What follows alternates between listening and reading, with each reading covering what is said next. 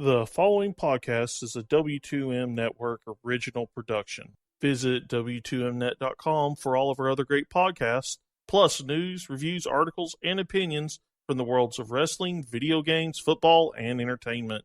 Fuck me in the ass. Uh-huh. Yeah, pretty sure you should know what you're listening to by now. Yep. Not sure how much... Just when I had a nice political hashtag all ready for you. No, you know what my hashtag for the day is, Erik?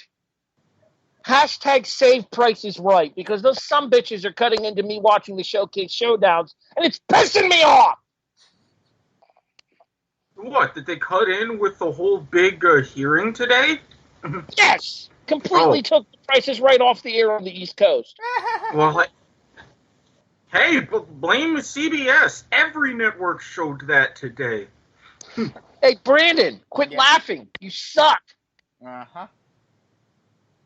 Anywho, good evening, afternoon, whenever you're listening to this wonderful little shit show we call The Kickoff here on the W2M Network. I am your host. My name is Harry Broadhurst. Joining me, as per usual, the same cast of characters.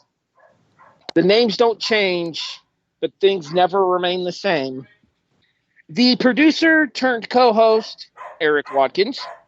Hashtag free Hong Kong. And shut that dog up! Interrupted by his dog Wilford is the co-host turned producer turned co-host turned producer turned... He is a jack-off of many trades, Brandon Biskobing. Oh my god. While yes, we're still probably going to be near the bottom of the barrel, get ready for a lot of shilling by yours truly and Jason for the next 2 hours. Oh, at least Robert Taylor's not on this show. Hey, guess what time it is, Harry? My I watch will is fucking come to Myrtle Beach and I will fucking stab you in your goddamn throat. My watch is broken. Hey, Erik, do you want to talk about what time it is this week? Do ya? Damn, I can't even get a fucking intro. No, don't worry. No, I really don't, okay? We'll get to it. We'll get to it a little bit later on in the show. The other voice you heard anticipating his introduction is the chairman of the W2M Network, Jason Teasley. I'm the only man lazier than Forrest Whitaker's left eye. Well, in fairness, if Enzo Amore were around, he could put it back to work. God. Ask Devon Dudley. Do you not remember that promo? That promo was actually pretty funny. Yeah, I remember it. One of the few things of quality that Enzo actually did in his time in the company. Anyway, this isn't a wrestling podcast, despite that. This is actually a football podcast. And we open this particular football podcast the same way we always open this particular football podcast. It's time for Studs and Duds. Erik Stud. It takes a real Florida man to bring a Florida game to the Pacific Northwest. For the return of the almighty mustache that is Gardner Minshew II, coming back faithfully with the maroon shirt and jorts, celebrating and cheering on his team. There was one man in particular, Anthony Gordon, who was determined to do his best. While he did, because it's very hard to throw 9 touchdown passes in a single game, it takes the true aura of a Florida man to have that quarterback throw 9 touchdown passes in a game and lose. Nevertheless, for your bravery and your effort, Anthony Gordon, Washington State quarterback, you, good sir, are my stud. 41 of 61, 570 yards, 9 touchdown passes for Anthony Gordon. I once again reiterate what Erik just said. They lost the game. Welcome to Pac-12 football. I was just going to say, that's basically Pac-12 football in a nutshell. Scores in the hundreds every single week. That's why you bet the over. I mean, you would have cashed in by, what, halftime? What was the actually I can find that information out. I have it put up here. Yeah, the over under was not quite halftime, but early in the third. Have we ever gotten an over under in the Pac-12 over 100? I don't know without looking it up, but I would feel like that would be an absolute essential at this point here. I mean, Washington State and UCLA, the game that Erik is referring to here, combined for 130. It was 67-63. Dorian Thompson-Robinson, who was a dud of mine earlier in the season, I must give credit where it's due, 25 of 38, 507 yards, and 5 touchdown passes of his own. Oh, no. And to answer Brandon's question, I can tell you right now, because if the total was ever set at 100 or bet to 100, you would have read about it. Fair enough. I feel like it should have happened in the Pac-12. I'm surprised it hasn't happened, though, yet. Same here. I feel like the Big 12 would be an option, and since we're going to discuss Big 12 here, we might as well go to our resident Big 12 expert, Jason Stud. My stud actually resided in the Tampa Bay Buccaneers organization. He is a beast of a wide receiver, and he damn near, if not for the shitty kicking of Mr. Gay, what a name, he almost led a last-second comeback victory for the Tampa Bay Bucs on a 55-yard reception of his. Yes, my stud was 8 catches on 15 targets for 190 yards, 3 touchdowns. That is right, Mike Evans. Yeah, that last field goal attempt was pretty gay. Okay, let's be careful just throwing that word around here. It's his last name. This is the one time I can actually do that. And he did miss. He did miss some extra points earlier in the game. That is true. I did want to point that out. He did have the 2 missed extra points earlier that would have made that field goal attempt irrelevant at the end of the game. So, I mean, real quick I here, guess let's talk nobody wants to be gay at the end of the game. Let's talk about Jameis Winston here, because you mentioned 8 catches on 15 targets. That means 7 times that he was targeted that Winston didn't get him the ball. With a more consistent quarterback, Mike Evans would be a star in the National Football League. One could argue that he's already a Tier 1 wide receiver, but he could be one of those people that we're talking up there with the likes of Antonio before he went crazy, Juju, Julio Jones, Des Bryant back when he was in his prime.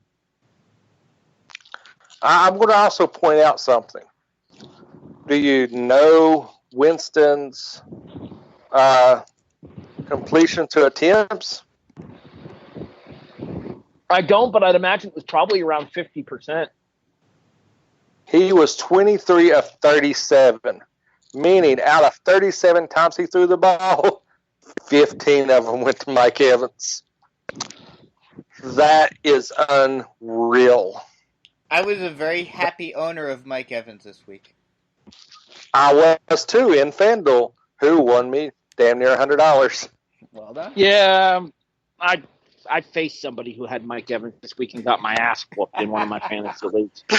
I don't think I don't know if we want to discuss it's not that. you. It's the other league that I'm in. Oh. I was going to say, Harry, I was going to let you slide on that. But since you brought it up. Brandon Stud. My stud for this week, it's not just because of the numbers. It's also who they were facing. I know one person in particular in this group picked them to win the AFC West this season. How's that turning out for you so far? Deshaun Watson puts up 351 yards and 3 touchdowns in a win over the Chargers, who, maybe they weren't going to win the division, but, a lot of people, myself included, thought that they'd be a playoff contender, and they start off the season 1-2. Who picked the Chargers? Mathematically, they're still in it. Well, yes, of course. That Everyone is. That tells me it was Erik that picked. No, I picked the Chiefs to win the division. Jason. I had the Chargers as a wild card. Okay, but in fairness, for as many as Jason's gotten right so far this year, I think we can let him slide on getting one wrong. Fair enough. One.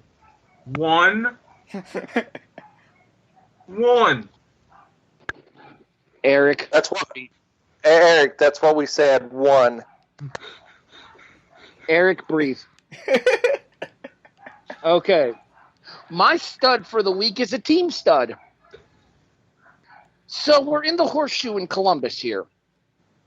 And 7.5 minutes are gone in the game. And it is a gigantic what the fuck situation here as the Miami Red Hawks lead the Ohio State Buckeyes 5-0 off of a field goal and a safety. I see where this is going. For the rest of the game, if you had Miami of Ohio plus 75, you're a loser. Ohio State proceeds to rattle off 76 straight points, including scoring 6 touchdowns in the second quarter, en route to a 76-5 victory after not scoring for the first half of the first quarter. Miami of Ohio plus 75 would have still cashed in that case. No, I mean from that point in the game if you had them plus 75 points. Yeah, true. But then again, who in the hell does bets from the first half of the first quarter onward? Although, admittedly, if they did do that, I would definitely make that my place to bet. There was an app on Facebook that used to do like in-game score line changes and stuff too. That was pretty cool. I don't think it's in existence anymore, but it used to be a shit ton of fun because I would like play baseball games in there and everything too. So I always enjoyed it. But anyway, so yeah, my overall stud for the week is the Ohio State Buckeyes. Justin Fields, who transferred up from Georgia because of Jake Fromm, State Farm, went 14-21, 223 yards and 4 touchdowns. He didn't play in the second half at all. Really, Harry? Really? Don't think I was just going to let that one go right by. That meme made me laugh so hard. Erik, dud. Speaking of Big Ten football and expectations and blowouts, yeah, there's a certain team that I'm not going to discuss by name, but I will mention later in the show. Dun, dun, dun. Dramatic reverb. There you go. That, it's caused me a little bit of pain the past couple of years, and they were on the field on Saturday. They were going up against a coach that I have, well, to put it in certain ways, vehemently defended. Harbaugh, seriously, why the hell do you hire an offensive coordinator that you've never met face-to-face? Why do you think that with Shea Patterson you can dramatically change to a spread formation offense in a little under a year? And why did you have my hopes up only to get utterly bitch-smacked by that team in red and white? Why, Harbaugh? Why do you do this to me? Just no, you're my dud. Jesus Christ, I haven't seen a whooping like that since my one night in the warehouse downtown. Thank you for setting that up. Appreciate it. Brandon, would you care to name that team in red and white? Is this the Badgers?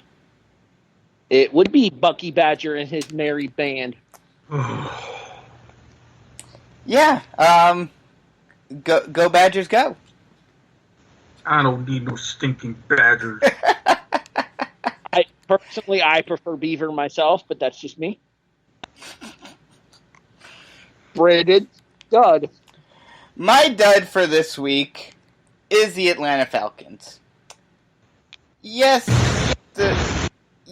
you lost one of your safeties. Yes, you're not as good as you used to be, but this is a Colts team, in spite of what they said after Andrew Luck left, that at least should be in the rebuilding stages. But no, they come in and throttle you. Throttle's a strong word. Fair enough. No, I don't disagree with the fact that Atlanta should have beat Indianapolis here, but luckily for Atlanta, as we talked about last week on the show, basically the AFC and NFC Souths are a shit show at this point. Fair enough. And if you're 1-2 in either of their divisions, you're still well in the thick of things because there are no undefeated teams in either side of that division. We actually got to watch the winless one in the AFC South. What the hell, Erik? What is that? Look, I didn't do anything except unmute my microphone because I'm eating. All right, Mute that motherfucker.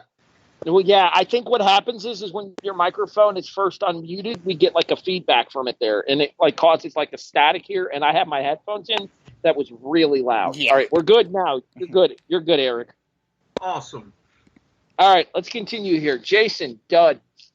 Well, I was going one way with my dud, which was the 49ers offense, which was abysmal. But then I just realized something. I got to make fun of myself. That's not very often I do this. My dad's going to be Charlie Kitchen, who Freddie pulled Kitchen? Freddie Kitchen. Charlie Kitchen's his older brother that was probably dropped on his head and helped convince him to call the draw play on 4th and 9, and then proceed to go down inside the 10-yard line and throw the 4 straight balls when you have a pretty solid running back like Nick Chubb in your backfield and him not see the ball once. I mean, I got to make fun of myself because I bought into the hype of the Browns.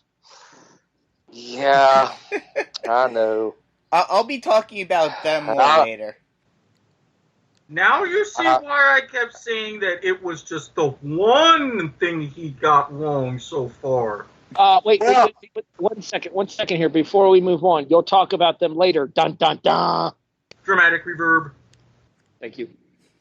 But yeah, I mean, I'm man enough to admit that, I bought into the hype and I'm looking like I need an orange helmet and elbow pads kind of special. But it is early on the season. Maybe they can turn it around. I mean, they do have to play Cincinnati twice, and they do get to play Pittsburgh twice, so there's at least 4 wins.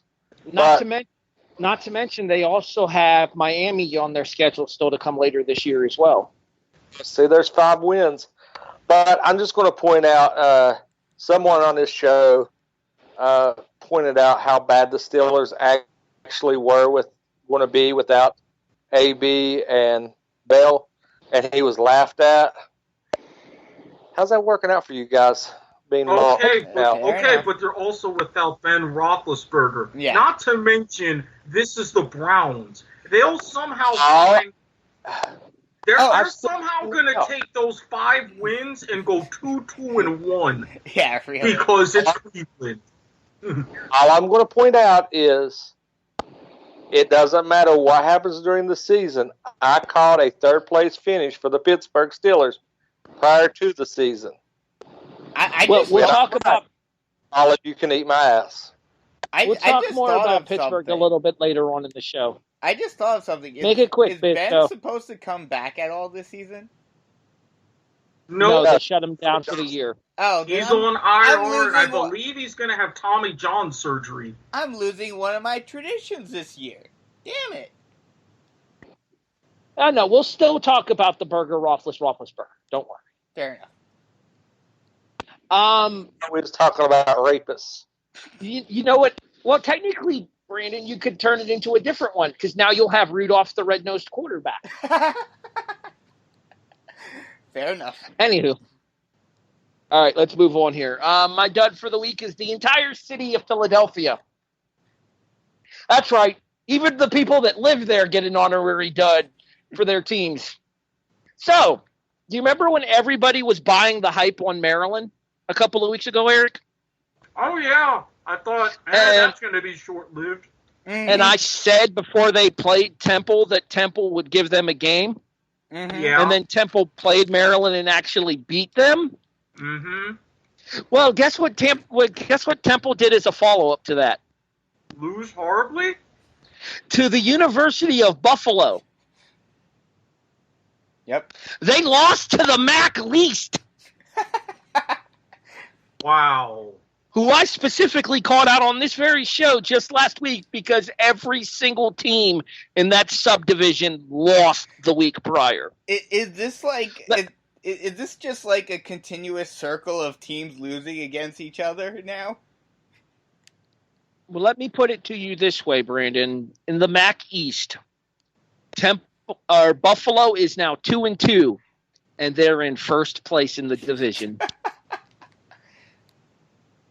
Now, if I'm any team in that division, I am praying that they see a repeat of what happened to 1994 in baseball. Because, yeah, the AL West that year was a very, very similar dumpster fire.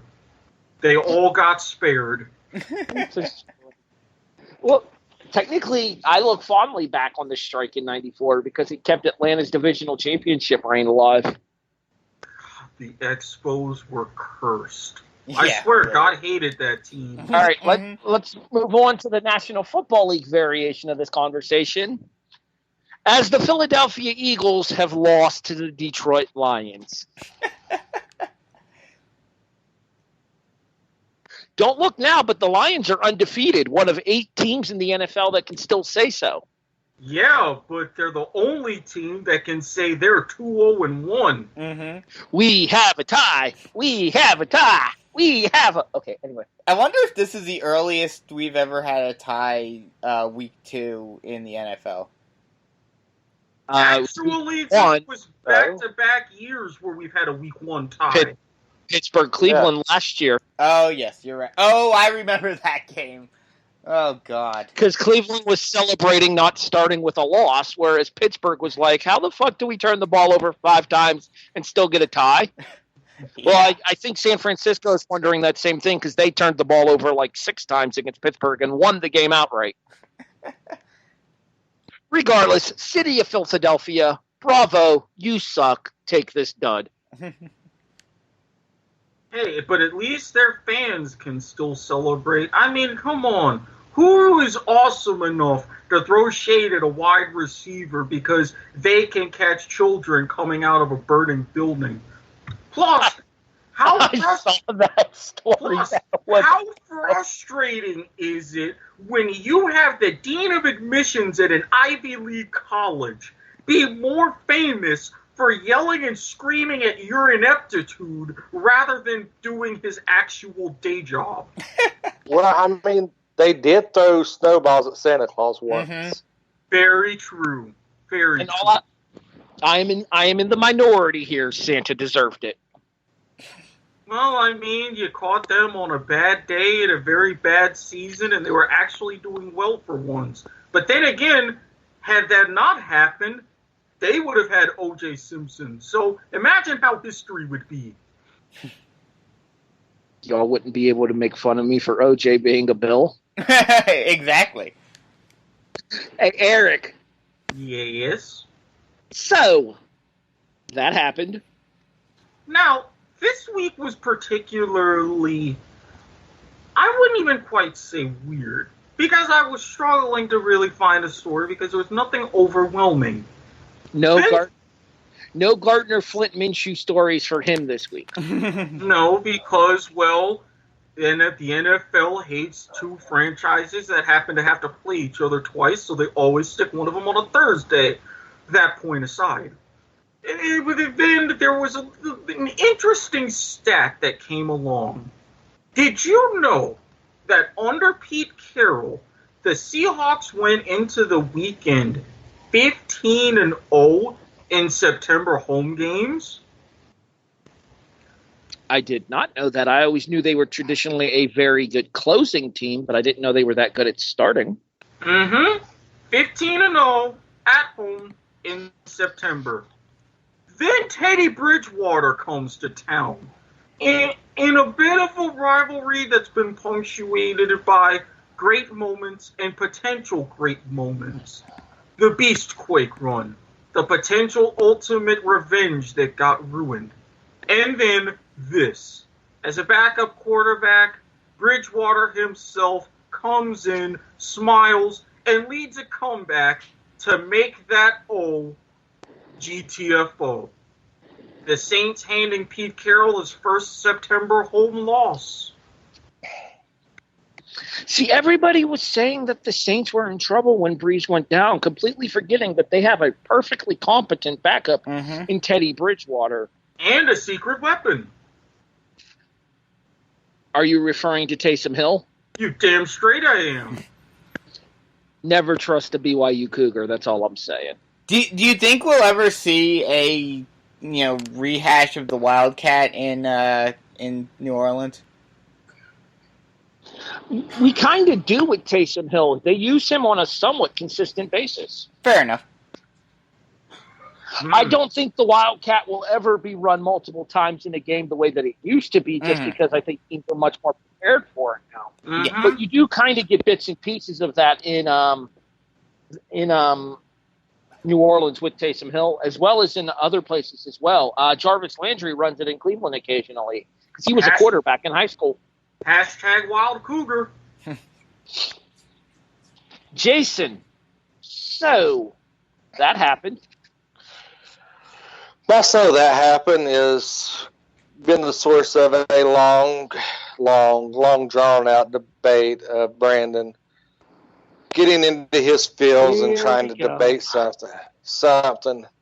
And I'm going to go ahead and tell you that if he starts his shit today on the show, I'll peace out like a Cub Scout. But so that happened was actually a historical thing when 1,037-day streak came to an end at the hands of the Pitt Panthers. That's right. Since November 2016, UFC has not lost a regular season game. Yeah.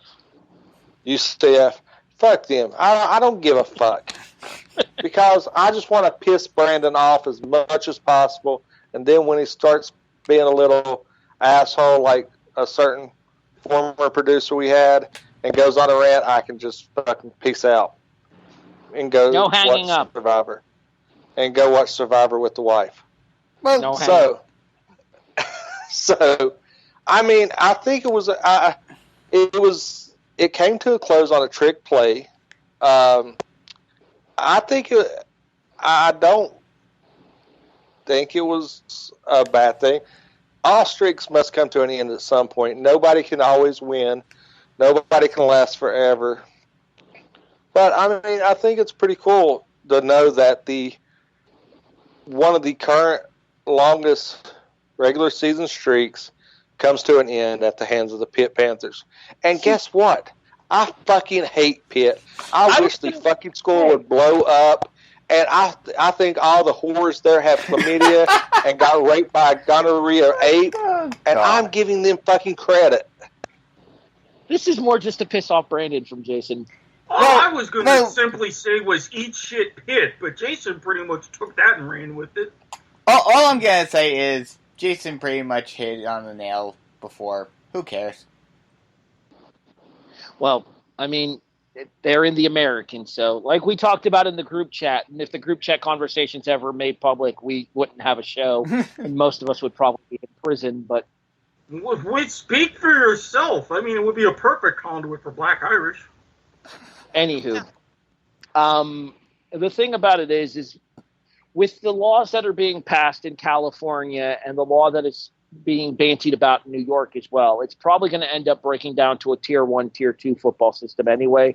And Brandon's dream of UCF getting to celebrate a national championship may become a reality sooner rather than later. And South Carolina's also hopping on board. Yeah, I saw that. In addition, UCF will get an opportunity to really prove itself in a couple of years with a home and home against the Florida Gators. Yeah, they're going to prove themselves all right. Prove that they shouldn't have took the game. The only reason why they took the game is for a payday when they get their asses handed to them. And I hate fucking Florida, too. I hate all SEC schools. God. This was fucking bizarro world. It is. I'm giving fucking Pitt Panthers fucking credit, even though I'm sure it was the horse. All right, we have other parts of the show to get to. Take a deep breath, get something to drink. Brandon, so that happened. My so that happened is on a happy note for both Jason and myself. This'll brighten your day, Jason. No, it won't. Daniel Dimes Jones comes in, first start, has a great first start, 336 yards, 2 touchdowns, excuse me. And, are they going to do a ton this year? Probably not, especially now with Saquon Barkley being out for a while. But is the future bright in New York? Hell yes. And I just want to piggyback on that. I even stated it on the show. You guys can go back and acknowledge it.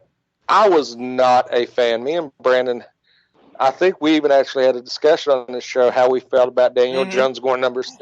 Mm-hmm. We both weren't very, very happy with the pick. We thought that should have went Josh Allen and could have got Daniel Jones later in the draft. I still believe that can happen, but when the reports came out in the preseason, how much of a film junkie he was, how much work he was putting in with Saquon, Ingram, and Shepard, I kind of started buying in. And then preseason came around, kind of bought in a little bit more. But I am fully on board with Eli 2.0. There's so much alike you can't tell them apart in uniform, except when Eli makes the Manning face. So, with that being said, I'm a believer of Danny Dimes. I will say that he was impressive on Sunday, but he is not your problem right now. Your problem is that defense, because that defense damn near cost you that game. But once you get a quarterback, then you can build the pieces around him. I definitely agree that they should go after defense in the draft next season, which I'm pretty sure they will. But I will say one more thing in regards to what Jason was saying right there.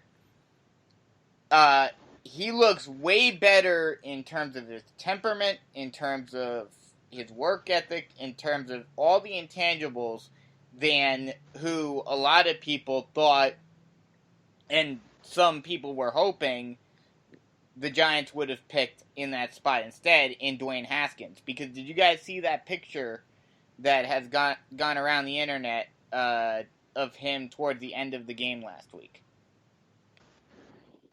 I have not. I can't say it. It was a picture of him sitting on the bench while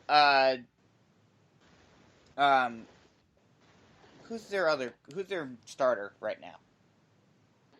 Case Keenum. Case Keenum. While Keenum and one of the coaches were talking strategy, and he was sitting on the other side of the bench just looking off into space like he didn't have a care in the world. Well, I mean, he is an Ohio State quarterback, so, I mean, his intelligence level is hampered there. That's a fair argument. But yeah, so if that's really his attitude, then they made the right choice.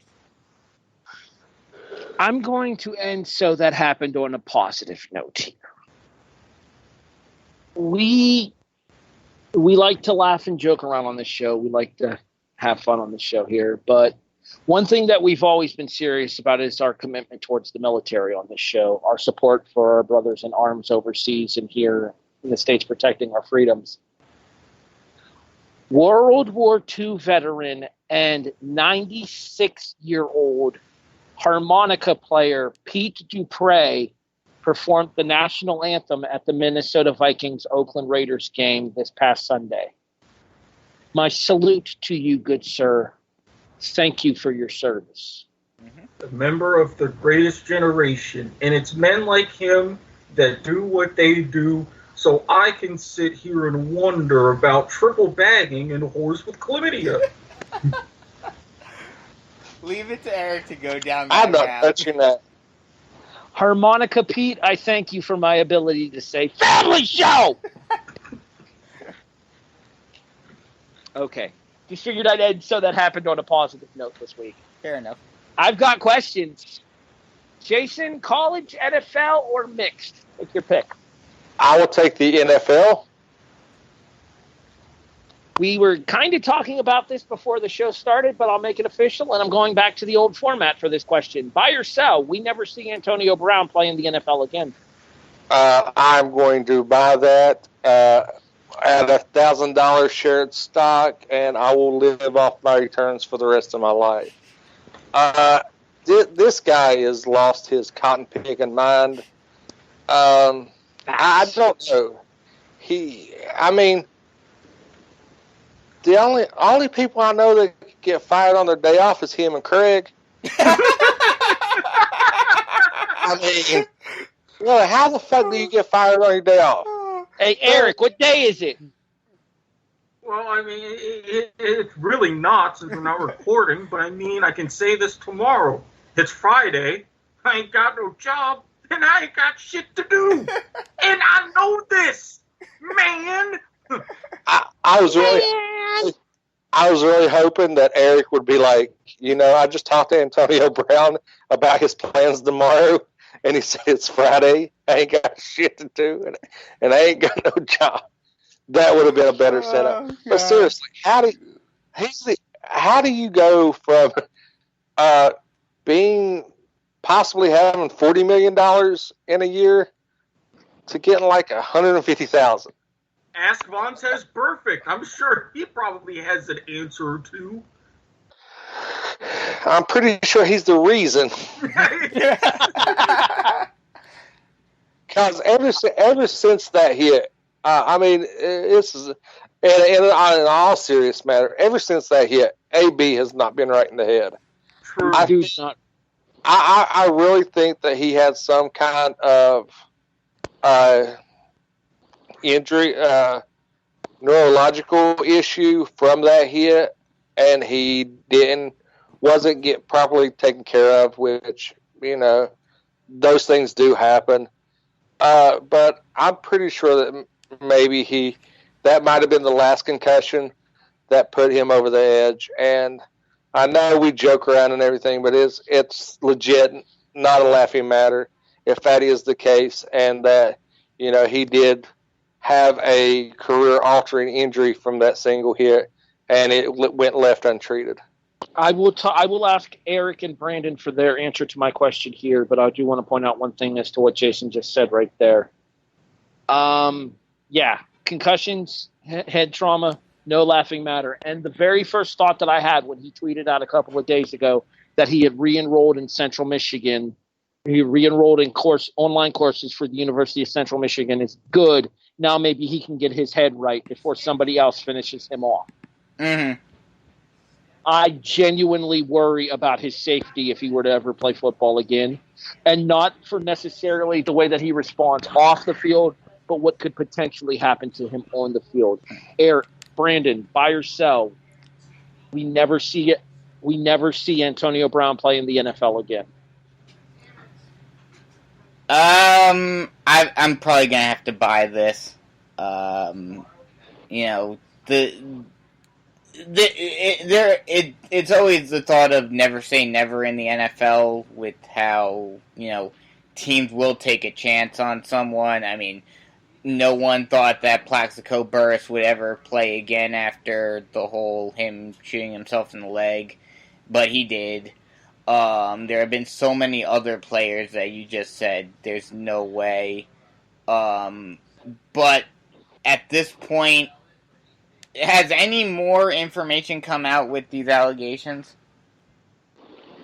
They didn't file charges because of the statute of limitations, right? But apparently that gives grounds for her case in a civil court. Yes. But no charges can be filed. Yeah, so we'll see how that goes. I doubt a team's going to pick him up, especially with how it's been and the fact that the Patriots decided to, ship him off into free agency. That's a big sign. But at the same time, it wouldn't shock me if, like, a Dolphins or a Jets or a Browns picked him up. I'm going to buy this that he never plays again, but at the same time, I would not be surprised if something happened to where he did. Erik, buy or sell, Antonio Brown never plays in the NFL again. And this is the exact point that what scares me. While I would love to buy, Brandon just pointed out 3 perfect examples on top of Drew Rosenhaus, his agent being Drew Rosenhaus. I'm going to have to sell this. And the reason why it pains me and it scares me is because we knew the Raiders were not going to get him the help that he needs. I had a sinking feeling because of their history, the Patriots were not going to give him the help that he needs. There are going to be teams, one, maybe more, that will look at him and want to pick him up simply based upon the talent and the driven desire to win, to get a big name, however you can spin it. But they're not going to invest in whatever help that he needs. And if he is really serious and continues on this path, getting these degrees and finishing these classes at Central Michigan, that would be fantastic. But honestly, while he's doing this, he needs to get checked. I don't want to see him be another statistic. I don't want to see him deteriorate. And unfortunately, as is so often the cause, I don't want to see that man kill himself. The longer this goes untreated, the more likely that tragedy is. So, take time off, get examined, do everything you have to do. And if that means staying away from the NFL for your own good, but Damn. what in the absolute? Are there like waves crashing against the shore or something? What is going on? But anyway, yeah, I'm definitely gonna sell. Meanwhile, what, did somebody open a bag of Cape Cod potato chips and they're on the Cape now? Jesus. No, I think that was me, actually, and it should be better now. Yeah, it's better. Okay, there it goes. Yeah, what happened was I actually had to sit up for a few seconds, and you guys were catching backdraft from my fan there, and I apologize for that audio issue there. That's fine, but I mean, if you're going to add sound effects, at least get me to the point where I can have sex on the beach. Good Lord. All right. To Erik's point here real quick, I think the Drew Rosenhaus factor is a major contributor here, if only because Drew Rosenhaus has come out and said that there are other teams that are willing to acquire the services of Antonio Brown. And I feel like Rosenhaus would push for that to happen because that man wants to get paid. Drew Rosenhaus is a scum on the industry of professional football. And especially the fact that he's missed out on a cut of $40 million just in the past few weeks. Oh, he's going to want to recoup at least some of that money. Mm-hmm. Antonio Brown, on behalf of all of us here at the Kickoff, get your head right before you even consider playing another down of professional football. Don't make me go on another podcast and don't make me go on another podcast and find a way to sick your dad on you, because I will. Well, I mean, this is the question I want to pose to all three of you, just quick, 50 words or less. If a team is interested in him, do they invest in getting his head looked at before they sign him? Honestly, no. Yeah, ideally, in an ideal world, they should. Certain organizations probably would, but those same organizations would not want to take the risk of signing him. So more than likely, no. Yeah, exactly. A lot of teams should, but they won't. Yeah. I see. I'm on the opposite end of the spectrum. I think that a team that is interested in him might actually have his best interests at heart and want him to get a full CT scan or something before because if someone was they signed him, he plays one game, gets hit, and dies. That's a liability, not only for them, but for the league. So I might think the league steps in and makes him pass a legit physical. Here's the only problem with that assessment, Jason, and then we're going to go ahead and move on here. That's assuming that Roger Goodell is actually a competent commissioner, and we clearly know he's not. He's more of a shill than anybody. But now, if this were even Tagliabue or Pete Rozelle even, this would be a dramatically different story. 100% agreed. I will say, though, real quick, to Jason's point, Goodell, especially with how he's been trying to spin the league over the last couple of years, if something happened where Antonio Brown was allowed to play, and then either something happened to him on the field, or he did something as a result of the CTE, assuming that he has it, which I think we all assume that he does, it would fall back on the NFL, and it would very much be a Chris Benoit type situation. So, to Jason's credit, Goodell may want to do it, if for nothing else, for the PR aspect of it. No, because if they try to step in now, they assume they are admitting responsibility. Which deny. Yes, because remember the big CTE and concussion lawsuit. Also take into account that one of the big talking points with the CBA, regardless, is health insurance in a longer term for these players. So, yeah, they're not going to do anything to jeopardize. They're not going to do anything to jeopardize their bargaining at this point by admitting anything resembling responsibility here. Let's move on. Brandon, college or mixed? Let's go mixed. What stadium do you think provides the best home field advantage in football?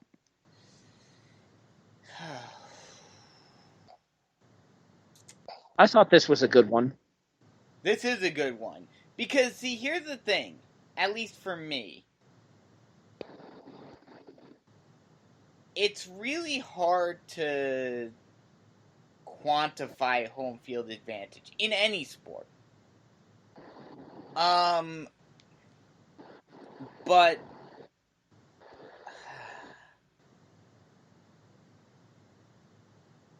go to someone else. I want to think about this one for a second. Fine, jabroni. Erik?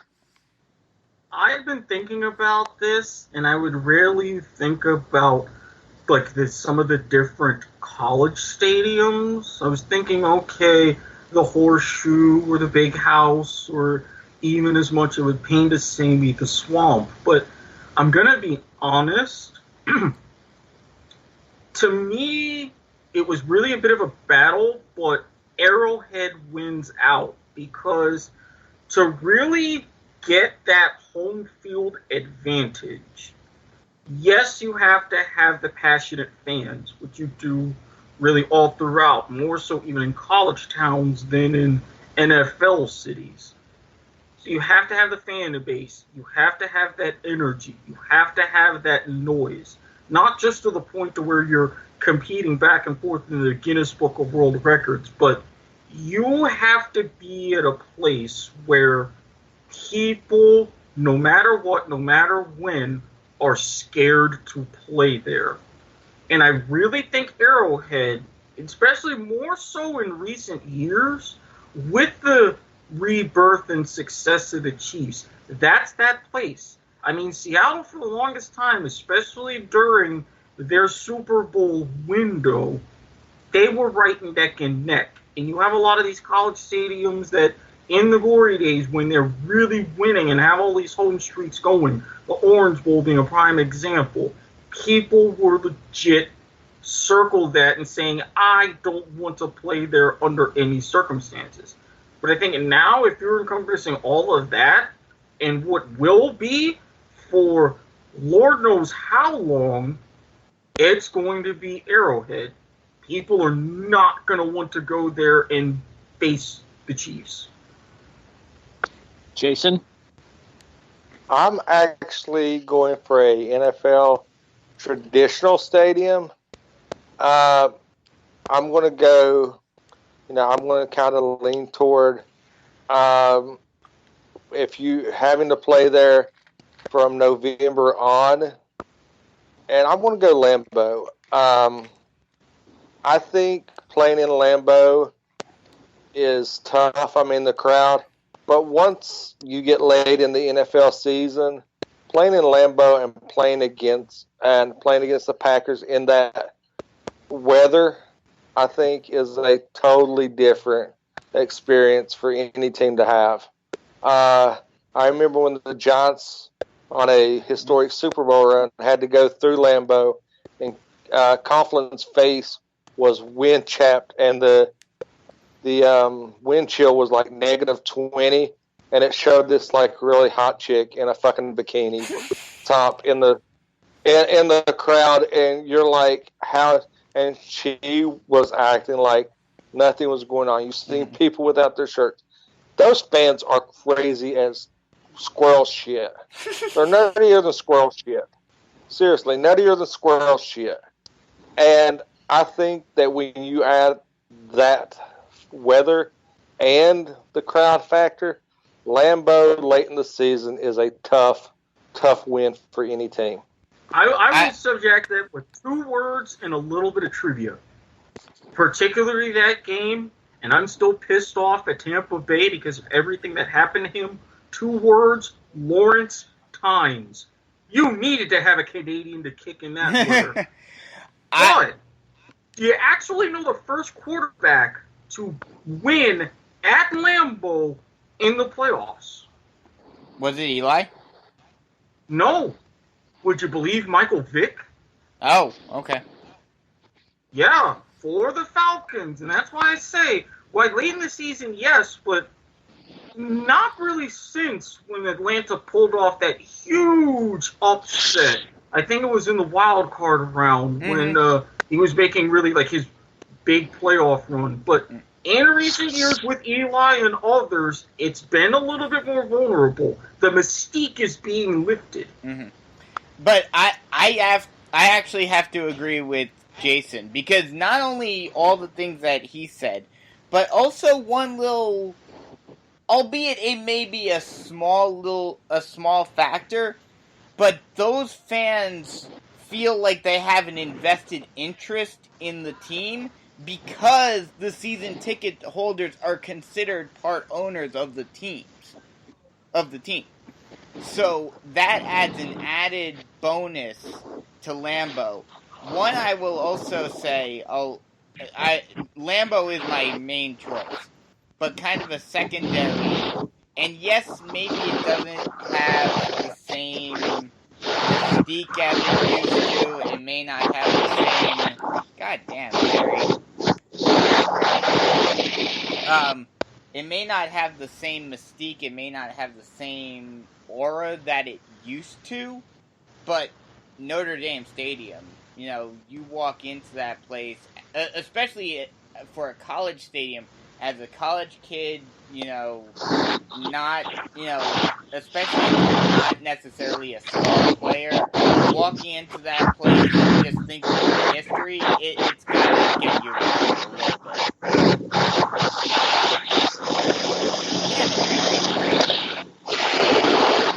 What's wrong? You're getting feedback.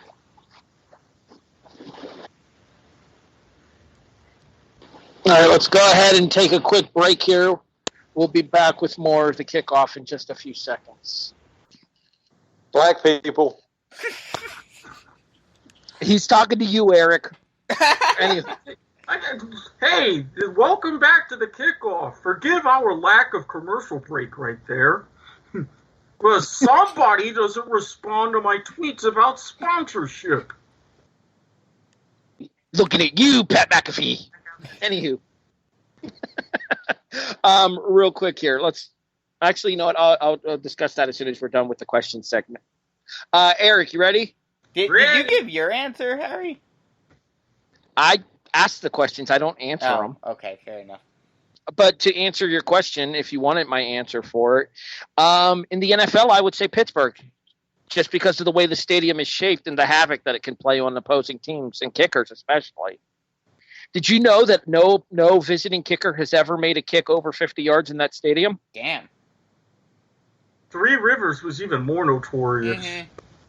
And for college, while I respect your pick for Notre Dame, you're wrong. The correct answer is Clemson. Currently. Lately, yes. Like I said, the whole nobody wants to play there. Let's be real. Until Dabo Swinney came along, that's fair. Yeah. That's fair. But now that Dabo Swinney is there, Death Valley is death for opposing teams. Oh, Lord, yes. Fair enough. Hands down. All right, let's move on to the college question here. Eric, you ready? Ready. So now that the NFL is basically on Thursday every week of the season, do you think it is time for college football to stop scheduling Thursday games against the NFL? As a matter of fact, I do. Plus, there was actually a little legal suit in the, I wouldn't say infancy, but more like the teenage years of the NFL, to where the NFL could not kick off at a certain times during the week where they were within 75 miles of a college or high school stadium. I'm going to go back and look this up, and I will send you the link so you can pin what I'm talking about in the description. But if the NCAA, granted they never will, but if they were to go ahead and challenge this and say, hey, you've been infringing on our Thursday nights, we were supposed to have this because we let you have Sunday, it would at the very least be an interesting piece of litigation. But knowing the NCAA, it would be a lot easier if they just cave and say, you know what, we're going to take this L, we're no longer going to schedule Thursday night games. I think the biggest thing to that to me would be is it would seem obvious to go to Wednesdays, wouldn't it? Mm-hmm. To have that nationally televised broadcast on Wednesdays, because as baseball season's coming to an end, ESPN is going to need the Wednesday night content to replace their Wednesday night game of the week. But even then, Saturday then to Wednesday, it's like you've got to be very wary as far as turnaround. Well, yeah, you would have to schedule teams coming off of buys for those Wednesday night games. Mm-hmm. Oh, yeah. Jason, do you think college football should abandon Thursday night football? I fully agree. I would like to see college football go to exclusive Friday nights. The Thursday night game it used to be a big deal, but since the NFL came in, took over, the NFL reigns supreme. And, I'm going to show my age here because I'm older than dirt. College football used to have a Wednesday night game, and they didn't play on Thursday till like really late in the season, around when colleges took their breaks, and you had schools out for winter break. So yeah, I think college football needs to either go to a Wednesday night format or a Friday night format. That way, you're still kind of pulling people in, and you're not fighting for a target audience. To that point about them scheduling only on Fridays, the very first week of the NFL season this year, when they did Bears-Packers for Thursday night for the 100 season kickoff, there were no college football games that night. The traditional Thursday game was moved to Friday. Brandon. Yeah, I'm going to have to probably buy this as well, just because I'm sure there's not a ton of overlap, especially with the types of games that they put on Thursdays, but I'm sure that, that it does take a little bit of a hit each week. The thing about Fridays, though, for college, that I'm honestly surprised that there are so many Friday games. And I don't think a lot of areas would like that Friday is being usurped, especially in the areas that are college football country. That is high school football night. Mm-hmm. So that I don't think would work. I think Wednesday could definitely work. The only issue, like Erik was talking about, is like, you know, the placement of teams and having to make sure that teams had enough of a rest period. And also, while yes, it doesn't influence things all that much if you really think about it, because, you know, hey, look, you know, for every other sport they put them on any night of the week.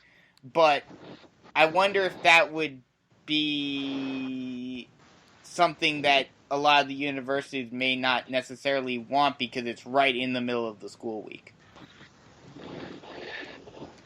School conferences like the MAC and the Sun Belt routinely do Tuesday and Wednesday games later in the season. I wouldn't be surprised to see bigger conferences jump on that bandwagon in the future just to avoid having to go up against Thursday night football. There actually is a pretty interesting Thursday night football game tonight here. We're recording this on Thursday, and I'm going to talk about one of those Thursday night games in my predictions a little bit later. Dun, dun, dun. Dramatic reverb. So, for the sake of a show like ours, having these Thursday night games gives us a little bit more opportunity to explore the games that happen on Thursdays. That being said, for the sake of the amount of eyes that could be on the games themselves, it might make more sense for college football to avoid going head-to-head with Thursday night football, especially with marquee matchups from the NFL, such as Packers and Eagles, which is what we're getting tonight, Thursday, as we record this. All right, let's go ahead and move on here to I'm a Survivor. Everybody won last week. Therefore, myself, Brandon, and Jason are still surviving at plus 3 weeks. Erik's streak is now at 1 week. Yeah, it's been 1 week since he got it wrong. Never should have trusted Pittsburgh that long. So this is what happens when I go with the people that I know, and that would make my life more miserable if I root against them. You know, it's weird, too, because I actually got shit for picking Seattle from my girlfriend, who is the Steelers fan. Fuck. And I still picked Seattle. Week four of I'm a Survivor in the NFL. Brandon, you cannot pick Seattle, Kansas City, or Dallas. Yep.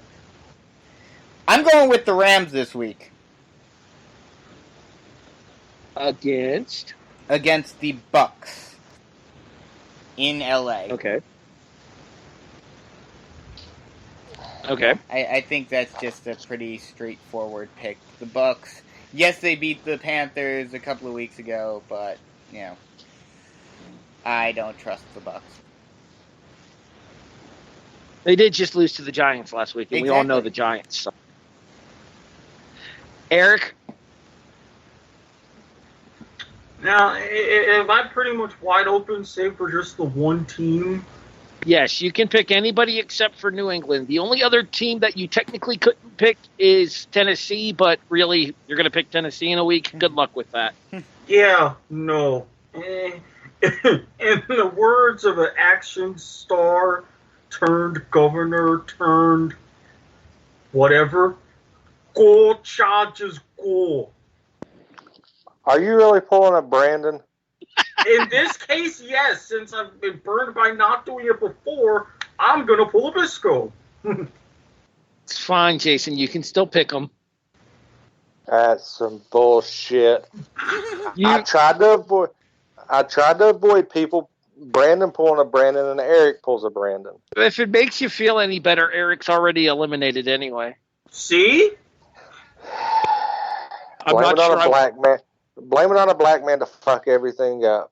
That's what we do. Wait a minute. The damn speck of pepper in the salt shaker. Who you calling Salt Vato? Anyway. So yeah, I've taken the Chargers. I mean, I'm going back to my normal theory of whoever plays Washington, but I'm just going to apply it to Miami from now on. Well, at some point, that's going to end up going against you because they do play a couple of teams twice. Mhm. And are you really going to pick the Jets? I mean, are you really going to pick the Jets?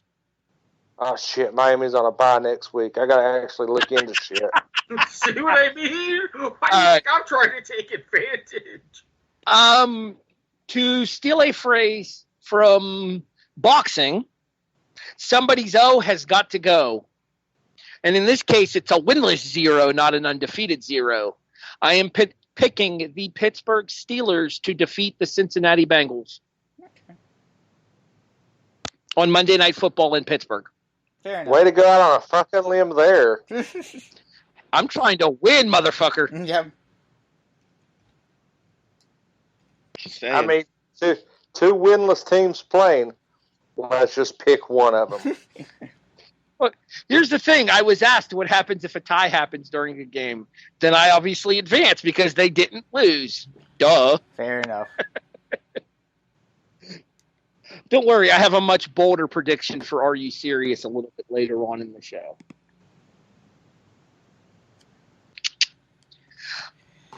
Erik? Yes. Much the same way with your Survivor pick. Get it together. Oh, my Survivor pick, trying to get this whole situation with this one Italian woman, but anyway. Show. It's like half a point. I'm about to say, are we still keeping track of those? We're at 2.5 for this week. Although Okay. I was tempted to give myself one earlier. But I'm going to kind of a little bit of a preemptive one here. Even though the Florida man's going to be rolling into town. Yeah, Vic Fangio, you were supposed to be kind of like the guru. You were supposed to help fix things on one side of the ball in Denver. I mean, granted, nobody's going to blame you for the offense because, well, Joe Flacco. But honestly, there's a lot that's really working in your favor, and you're really one of the cellar dwellers, even though I kind of had you coming close anyways. But just for your own sake, especially with what Chuck Pagano's doing at your old job, bro, you got to get it together. Just wait until next week when you do. This week you're good. Next week they'll get it together. Jason, get it together. My get it together is Melvin Gordon, who finally got out of his own way and swallowed his pride and showed up at the Chargers facility today.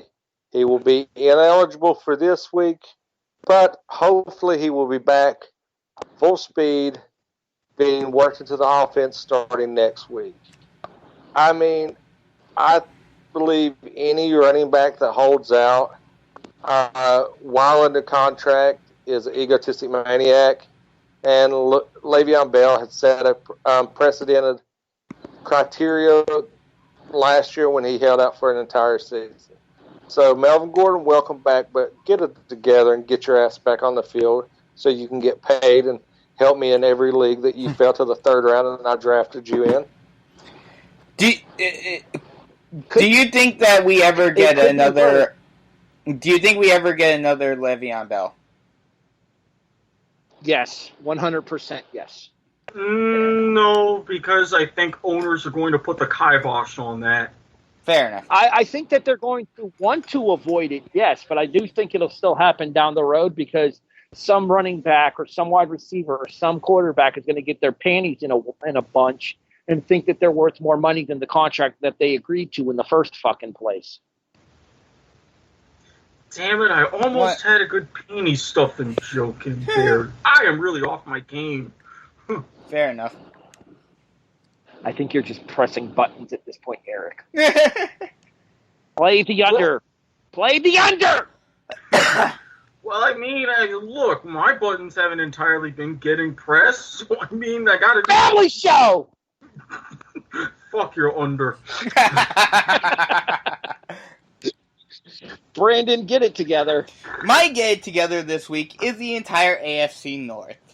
Yes, half of the AFC North were playing good teams with the with the Rams beating the Browns and with the Chiefs beating the Ravens. But, yes, the 49ers are a little better than they were. Defeated. Yes, I know this, but still. Steelers should be a little better than this. And then the Bungles are just the Bungles. But still, the entire AFC North after last week, get it together. This is like me picking the MAC East a couple of weeks ago as my dud when all 6 of them lost. Yep. Jason, this one's for you, buddy. You ready? I'm ready. My get it together for this week is the Houston Cougars and Dana Holgorsen. Yay!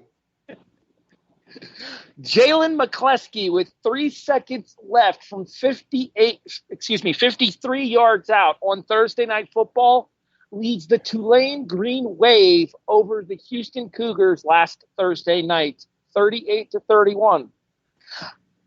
3 days after that game, star quarterback Derek King, who we've talked about as a stud on this show before, and one of his primary targets, Keith Corbin, announced their decisions to redshirt for the rest of the season, walking away from the program 4 games into the year. The Houston Cougars are 1-3. Jason, Dana Holgorsen used to be the coach somewhere else. Do you remember where that was? Nope. I've never heard of the guy. As I understand it, a Troy coach took over this program. Could you tell me that program's record right now? Oh, that would be 3-1 West Virginia Mountaineers head coach in Neil Brown we trust. Hey, Dana Holgorsen, raw fucking vo, buddy. Get it together. Hashtag fumble Brewski. Jesus. All right. One last question to ask you guys for tonight. Are you serious? Okay, so an updated standings look real quick here. I won't go into the full standings because I do that every other week, and this is the 4th week, so this is not a full standings update. We have outright leaders in both Are You Serious, or in both straight up and against the spread. And I'm not the only person that has a straight up victory now, as both Brandon and Jason picked up a straight up victory last weekend. Jason called USC over Utah. Brandon called the Giants beating Tampa Bay. Erik, we'll talk about pick reigns. Erik, we'll talk about you getting screwed here in a few seconds. And not that way. Family show! See, that was a free one, folks. I tell you, bet the over and you won't go wrong. Brandon, college. You serious? While yes, this may be a very easy one, I'm gonna take it. They are giving 10.5 to USC against Washington. Granted, it is in Washington, but still, I will take that. I will take USC plus 10.5 against Washington. Fun fact, when Jason picked USC to beat Utah last week, the number was, what was it, 6 or 7? I think it was 7. 6. It was 6.5. Okay. They're giving more to Washington than they were to Utah. The final number on that game ended up only being 3.5. Don't be surprised if this number gets bet down, Brandon. Fair enough. USC money comes in late on these games. I'm just saying. Yeah. Jason ended up picking up 10.5 points on that game because USC won by 7 as a 3.5 point dog. Yeah. Late money we'll get coming to you in. in. A second, Erik. We'll get to you in a second, Erik. That's National Football League. We're doing college right now, but it is your turn. Well, I'm going to say, I know that part of this is going to seem like a little bit of hatred, and part of it is. But part of it, even though I have ragged on this team in the past, yes, they're not a football school, but they damn sure play like one, especially when they put their heart into it. So, since I don't have any straight-up wins anyway, what the hell have I got to lose at this point? Northwestern, yeah. bring up that lactose tolerance because I think you can handle this one. What's the number you're seeing right now? 24.5. Grief. Yeah. This one I think is a little bit of disrespect. And if I'm you, Fitzy, I would use this as a little material. Well, they did just get smacked around at home by Sparty, so. Yeah, but at the same time, that's Sparty. Mm-hmm. My pick to win the Big Ten this year, I stand by it. It was nice to see them actually step up a little bit here. D'Antonio had them playing well this past Saturday. Jason, college, are you serious? I'm actually going to go with a lower tier ranked over a higher tier and an 8-spot difference, getting 12.5 currently on ESPN.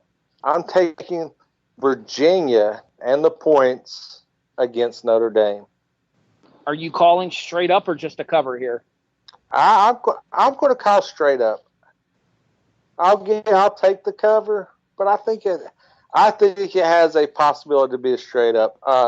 Notre Dame's coming off a heartbreaking loss, and you never know where your head's going to be off a high-profile loss like that. You never know how you're going to bounce back. You get games like this, the losing team has so much momentum taken away from them, so their heads might not be in this, and Virginia may have that little spoiler factor in. So, in the eyes of touchdown Jesus, Virginia stays undefeated. The only thing that worries me about this prediction, Jason, is the fact that Virginia looked like anything but world beaters last week against Old Dominion, trailing 17-14 going to the fourth quarter before finally winning 28-17. Yeah, but I'm going to counter that argument with my own argument. Because Bronco Mendenhall has gotten a lot of stuff together, that Virginia Old Dominion one, everybody saw that as a trap game because Notre Dame was coming up this week. So Virginia nearly fell into it. Well, that's fair. We've talked about trap games many times on this show before, some of which have led to our best Are You Serious predictions. Effective next week, excuse me, effective next week, I'm going to add a stipulation of a bonus point for predicting straight-up victories as well. All right. However, if you predict a straight-up victory and you get it wrong, you lose a point from your straight-up pool. Just as a heads up, opportunity will be there in the future. All right, let's continue this week. So I mentioned earlier about college football taking Thursday night games. It is 7:46 p.m. here on the East Coast as we record this. This game kicks off at 8 o'clock. This show will not be posted before this game starts. You probably won't be listening to it until after this game ends, so you can go back and fact-check me here. As of right now, Navy is getting 11 points at Memphis. Not only do the midshipmen cover, the midshipmen win. There's been a little bit of sharp money coming on in this game, too, so you might have something there. Navy's coming off of a bye week.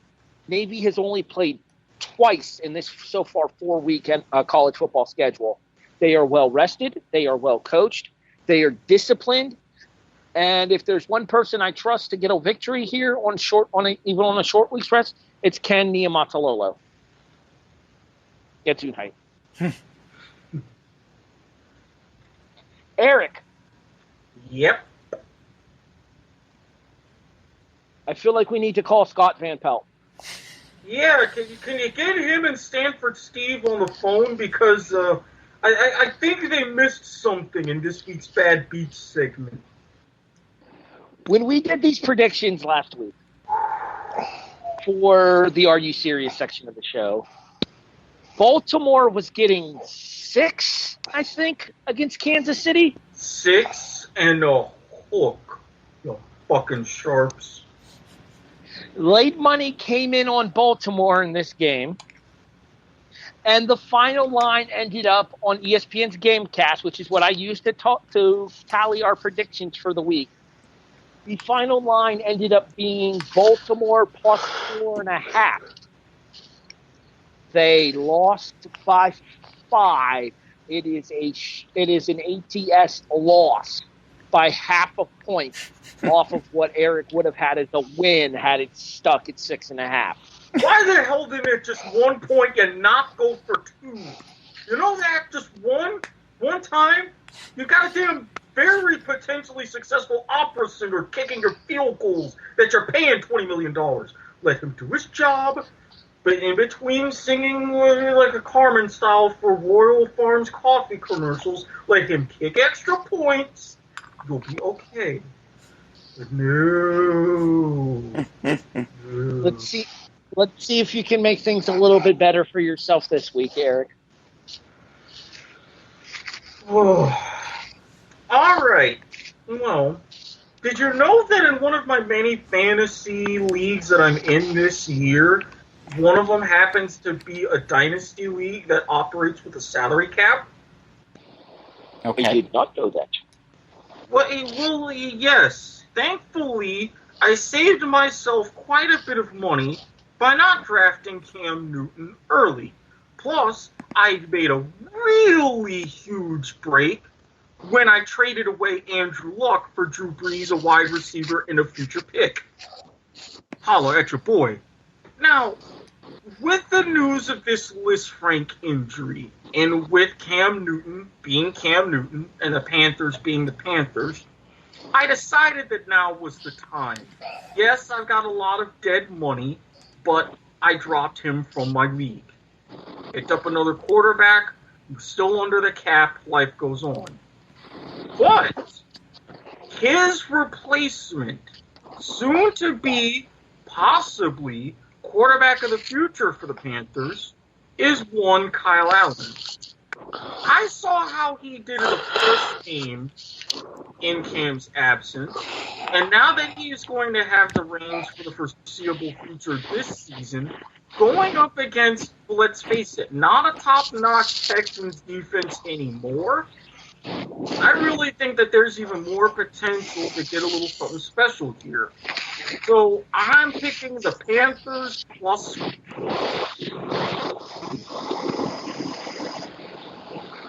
Okay. Jason. I am going to take a little team that has been impressive with a rookie quarterback. They're getting 6, and they're facing the Seahawks. That's right. I'm taking the Arizona Cardinals.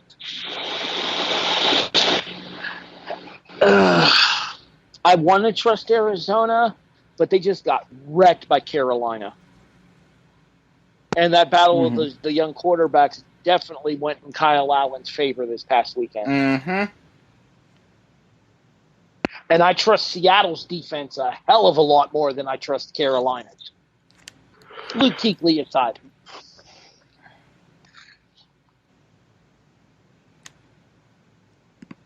Bing. Brandon. Are you serious? NFL edition. Remember how I talked in my dud about how the Falcons should have been the Colts? Yeah, I still don't trust the Colts. I'm taking the Raiders plus 6.5 against the Colts. Okay, on behalf of people who have picked the Raiders this season, fuck the Raiders! The Raiders! Well, Brandon, did the spirit of Chucky somehow just get into you because you done lost your damn mind? I don't trust the Colts! I was getting 9 points from the Raiders last week against Minnesota, and Oakland proceeded to lose by 20. But this is the Vikings. No. I have way more faith in the Vikings than I do the Colts. No. Kansas City. Remember how good that game against Kansas City looked? Then the second quarter happened. Wasn't so good anymore, now was it? Fair enough. You know what this is? Erik? This is those who don't learn from the past are doomed to repeat it. Oh my God, Brandon is the Buffalo Bills of this podcast. Speaking of the Buffalo Bills, segue. I'm proud of myself for that one. Are you taking the Bills over the Patriots? You know what? It's like I said in the group chat, Brandon. Go big or go Homer. That's why I wanted to step on him, but I'm like, no, I know exactly what he's doing. I'm going to let him have this one. Forget it. I might as well. You know what? My team's 3-0. I'm proud of them. I'm hoping that it continues. It's at home, and we're a 7-point underdog at home. If it were a little more than 7, I would consider it, but I don't think the Patriots are as good as everybody's claiming them to be. Do you know why I can say that, Brandon? Why is that? Because if you look at the ESPN.com NFL standings, right? Mm-hmm. And you scroll over to their playoff standings right now, the Bills are ranked ahead of the Patriots in the lead in the AFC East. Do you know why? Why is this? Because the Bills beat... No, their plus minus is a lot better than ours.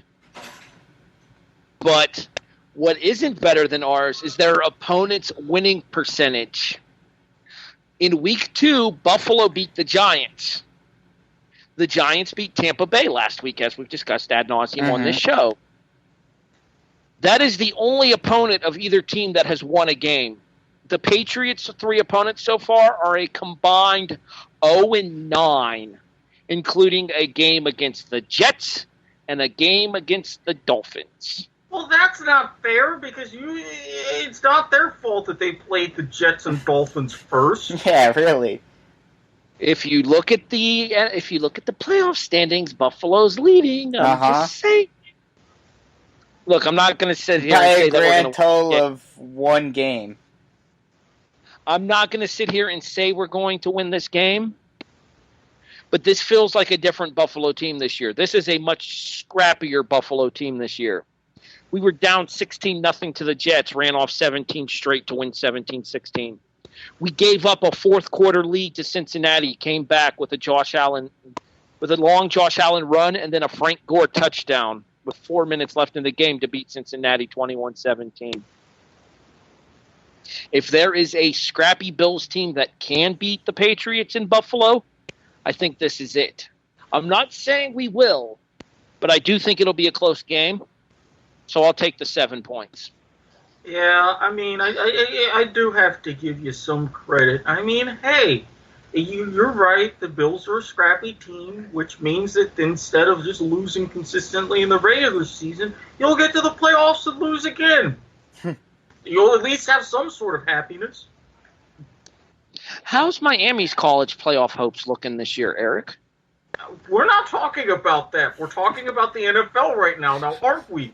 Okay, then how many wins does Jacksonville have so far this year, Erik? Hey, we just beat a division opponent, did we not? We beat a division opponent in week 1, did we not? Yes, but at least our division opponent had a remote expectation. That's fair. And you guys do have the Florida stash, too, so you got that going for you. Thank you very much. May Florida man reign supreme. Who do you guys play this week? Denver? Yes. Huh. Good luck with that, because I feel like they're going to be scrappy, too. Regardless, give me Buffalo plus 7 against New England. Fair enough. Erik, where can people find you online? If you're really interested in different opinions and things I have at Squid Sports Head. If you're interested in different things, feel free to message me. And in theory, I'm supposed to be doing other stuff here on the W2M network, but yeah, I'm not the executive producer for that now, am I? Dun, dun, dun. Extra dramatic reverb. It's getting awfully shady here on the kickoff. That's all I'm going to say. Brandon, where can people find you online? They can find me on Twitter at Bisco_GothamSN and on Facebook in all the different group chats and various groups and whatnot. See, that joke would be funny if not for last week, Jason. And for those wondering what I'm talking about, it's a group chat thing. Don't worry about it. Where can people find you online? They can't. Fuck them. There you go. Fuck them. They can't. Fuck them. But I know places you can't find Brandon, and that would be on a fantasy football podcast or any podcast with Erik besides this one. But, you know, as the days tick by, you will be able to find me and Erik coming to you live from some remote destination. Shit show named the Black Irish. Every day passing is a day closer we're getting to our demise. And every passing day, I'm getting more and more supplies. I will be ready. I don't want to be a sober one on that show, so I don't think I'm going to be able to guest appear. I can barely handle you two when you are sober. Ish. I've been good, although I have found this delicious lager that I've been really liking lately. And what's his name? Look, just because people can pull off flannel in a certain way, Jason, all right, come on now. I'm pretty sure you're pulling his flannel off for him. And I think you mispronounced his name. His name was Igor, not Lager. Look, I mean, hey, some people use brawny toilet paper for different things. Can you really blame them? Isn't brawny paper... Never mind. I don't want to know what you're doing with it. HEB the Eagle on Twitter, even though I admittedly barely use it. You can find me on Facebook. I'm Harry Broadhurst there. Feel free to shoot me a message, talk sports, wrestling, whatever. I'm available there. One of these days, I'll do a podcast about wrestling again here on the W2M Network, and you can bet that Brandon won't be a part of it because that would require him to show up. Hey, Harry, Harry, something just happened. I just had the cops show up at my house. Oh, Yeah, no. Yes, sir. Yes, sir. Oh, it's because of you, Harry. Yes, sir, I did beat the shit out of him in fantasy football. Yes, I know. Yes, I know it was considered a hate crime how bad I beat him. I apologize. Thank you, sir. Thank you. I'm glad I get a warning. I think I faced you in a couple of weeks, Without Jason. bringing up. Brandon, shut up. I need to respond to this. This is the same motherfucker that beat me on Choo-Choo's Fumble last year for the title, too. All I'm going to say is, you can't hang. And of course, Erik had to, be Uber Homer and pick up Minshew. Look, I needed a quarterback, and again, the magic of the You beat floor. somebody else on the waiver wire, you son of a bitch! Now, you see, if there was actually a fantasy football podcast, we could be talking about this in depth. Yeah, Brandon. I thought we already established. I mean, it was only talk about the league 191 in here. Oh, Jesus. Well, that's the only way I can get you to show up to talk fantasy football. Yikes. All right. This has been the Kickoff. We are a presentation of the W2M Network, available online at W2Mnet.com. In addition, you can listen to us on all of your favorite podcast listening devices: iTunes, iHeartRadio, Stitcher, Spreaker, Podbean, CastBox. Hey, Brandon, guess what? Spotify is here. And my dick is huge. Hey, wrestling on TNT again next week. For Jason Teasley, Brandon Biskobing, and Erik Watkins, I'm Harry Broadhurst. This has been the Kickoff on the W2M Network. Thanks for listening. We'll talk to you guys next week.